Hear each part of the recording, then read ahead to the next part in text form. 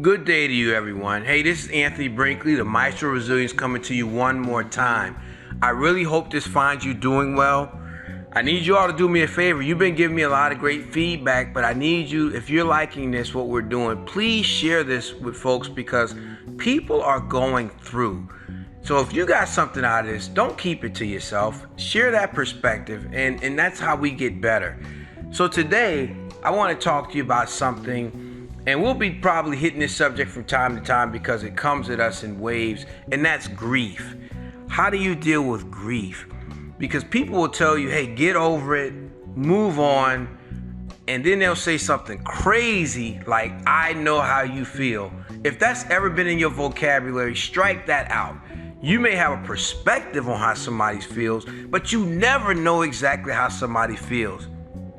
So what I want you to think about today is, have you dealt with grief the right way? And what do I mean by that? I mean that there are things that go on when you get shocked into reality by an unexpected circumstance, or it could be an expected circumstance, but it hurts you. So my friend and I, Isaac, were having this conversation. We were talking about a dear friend of both of ours who died unexpectedly. And then he jotted down some notes and sent something to me. So I wanted to give you some of the thoughts he gave me. He says sometimes the first thing that you deal with is absorption. When something hits you, you have to first absorb it. It has to get into you. You have to acknowledge it. Absorption is based on acknowledging what happened. And sometimes we don't want to absorb it because that means we have to admit that what we're dealing with is real. And absorption can be a hard thing. So you can see people, they're stuck. They seem like they're trying to ignore something. They seem like they're trying to act like it didn't happen. And that's because absorption is reality hitting you in the face. And once you get to the point where you've actually absorbed it, here comes the hard part, is the adjustment. Because when you're losing something, it could be a relationship, it could be somebody who died, it could be something you counted on and it's not there. Now you have to live your life in a different way. And that adjustment can be hard. Say you were living with somebody and then all of a sudden, for whatever reason, they're not there anymore. Now you have to adjust to living in an environment where you have so many reminders of who they are, who they were, what they represented, all those things. And an adjustment period can take a long, long time. And for those of you that's trying to rush people through their process, don't do that. Because everyone's grieving process is different. So we go from absorption to adjustment, and then finally we get to acceptance. We have to accept what happened. We have to accept that this is our new normal. This is the circumstance that we're having because something has been extracted or removed from our life, or we're dealing with that thing in a different way. Grief is not something that you complete. Hear me on this. It's not something you complete, but rather endure. And many times, especially if you lose somebody, we weren't ready to lose them, but it was their time to go. So we're going through an alteration in our lives. And so how do we deal with the absorption and adjustment acceptance? The only way I believe we can do that is to rely on those things that get us where we are. It could be our faith. It could be existing relationship that we have with ourselves. It could be the great memories of the things that we're grieving over. Because remember, that part of your life has been changed. But look in your hands. Physically look in your hands.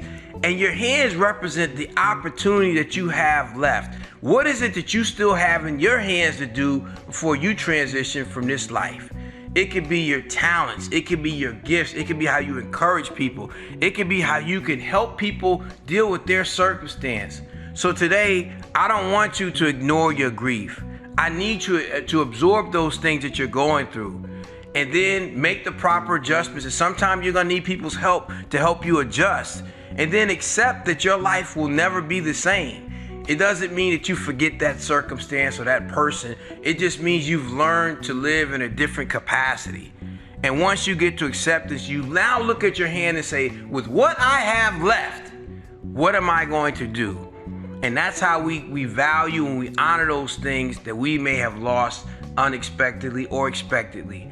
And we honor those things so we can live our life, the remainder of our life, the best way that we can. I love you.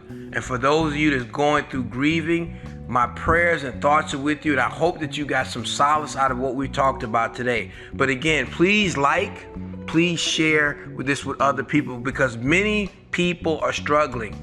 But when you share your pain is halved. And when we share our joys are doubled. So let's share what we're going through together. Continue to do what you do. Know I love you, and this too shall pass. Peace and blessings to you. You're gonna think, some of you gonna laugh, some of you gonna cry, but we're gonna get better before this is over. Understand this, there is no such thing as tomorrow. Tomorrow is aspirational, because when tomorrow gets here, it's gonna actually be today. So what are you doing today? What are we doing today as a collective body to make sure that we can make things better?